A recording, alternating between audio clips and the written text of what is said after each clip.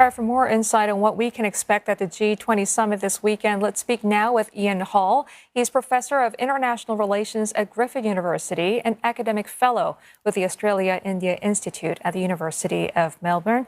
Professor Hall is joining us this morning from Brisbane. Professor, given the absence of some major names this weekend in India, what can we realistically expect to result from this year's G20 summit? Yes, I think the Indians are going to be very disappointed that not just that Vladimir Putin is unable to attend this summit, but also that Xi Jinping is not attending. And that's the first time that a Chinese president has not attended a G20 summit since the G20 began. So these absences are really going to overshadow the summit. It's likely, too, that the G20 will not produce a joint statement at the end, and it'll be the first to fail to do that if that's the case. So I think the Indians will then be kind of aiming to further a number of other agendas in this particular summit.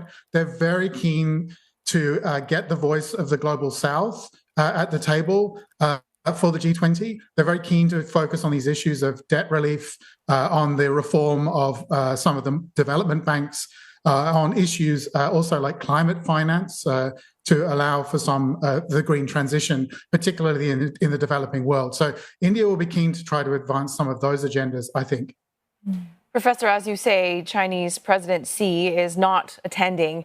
Reports say he didn't even send a congratulatory note. Is the president snubbing India, or are there domestic matters he needs to attend to? And do you think his opting out is a diplomatic misstep? Look, I think that there probably are some domestic issues to attend to within China. The Chinese economy obviously is not firing as it has done over the last 15, 20 years or so. So there are some issues at home that need to be attended to. But we can't overlook the fact that China-India relations have been very tense and very difficult since 2020, when we saw a standoff on the border that led to some deaths on both sides of troops. And some allegations that China has taken some territory that India considers to be its own. So, and I think the other thing that we've seen over the last year or so is that India has not really budged on a number of issues that China would like some concessions on. So the relationship has remained pretty tense all year. And indeed, in some cases, as we saw perhaps at the BRICS summit not that long ago in South Africa, there's some evidence that India has blocked some agendas that China was interested in advancing. So there's been a little bit of tit for tat kind of interaction between India and China over the course of this year. And I think we need to see Xi's absence in that context. And staying with that topic, Professor, speculation is that U.S. President Joe Biden will be taking advantage of President Xi's no-show to boost alliances, to balance China, also offer developing nations alternative to Chinese lending. How do you think this will resonate with the Global South? Well, look, this is actually a fantastic opportunity for the United States. Biden obviously will be present. He will be the center of attention in the absence of those other leaders.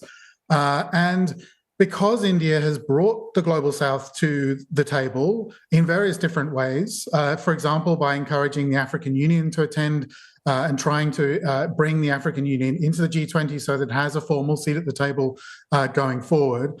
That's going to allow the United States to be able to interact with a range of Global South leaders and a range of Global South agendas, and to further some of those relationships.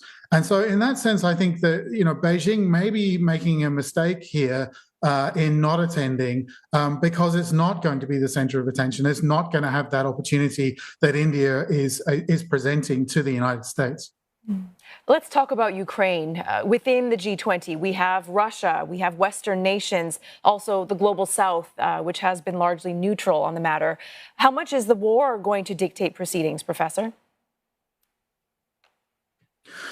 Look, we can't deny that the war is going to overshadow things. It's overshadowed the G20 all the way through since the Bali meeting, where there were some substantial disagreements at the end of last year, all the way through all of the meetings that have led up to this leaders' summit. There was some pressure, of course, on Narendra Modi to invite Volodymyr Zelensky, the Ukrainian leader. That pressure was resisted by the Indians, who didn't want to make this summit all about the Ukraine issue. So I think we'll see some attempts to not allow disagreements to bubble up. At the same time, it will be discussed. There's no question about that. The Russian Foreign Minister, Sergei Lavrov, is attending, and Lavrov has rarely missed an opportunity to raise the Ukraine issue and to point the finger at the United States for some of the problems in European security.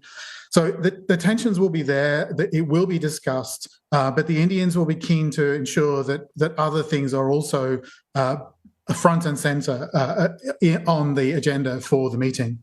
Well, speaking of India, Professor, the country's hosting of the G20 summit will certainly put this growing power on display. But how about domestic sectarian conflicts or increasing internal divisions at home hinder India's ascent on the world stage? That's one of the biggest challenges that India needs to manage, obviously. The Modi government has made the G20 a central part of its bid for re-election. It's been in government now for almost 10 years. Towards April, May next year, it's going to go back to the polls and ask for a third term in government. That may be a little bit more of a difficult question to ask. It's likely that they will not win the kind of majority that we've seen in the past election. And that's partly because they have pursued an agenda that has opened up some divisions within India itself between the majority Hindu community and some of the minorities, particularly the Muslim community in India. And that's a matter of major international concern. It's a matter of major domestic concern. And it is going to be, again, it's very difficult for the Indians not to have this discussed around the G20, even though they would like to keep a kind of a firewall between India's domestic politics and India's foreign policy. Mm-hmm. All right, we'll leave it there for now, Professor. Thank you very much for your time this morning. Professor Ian Hall from Griffith University.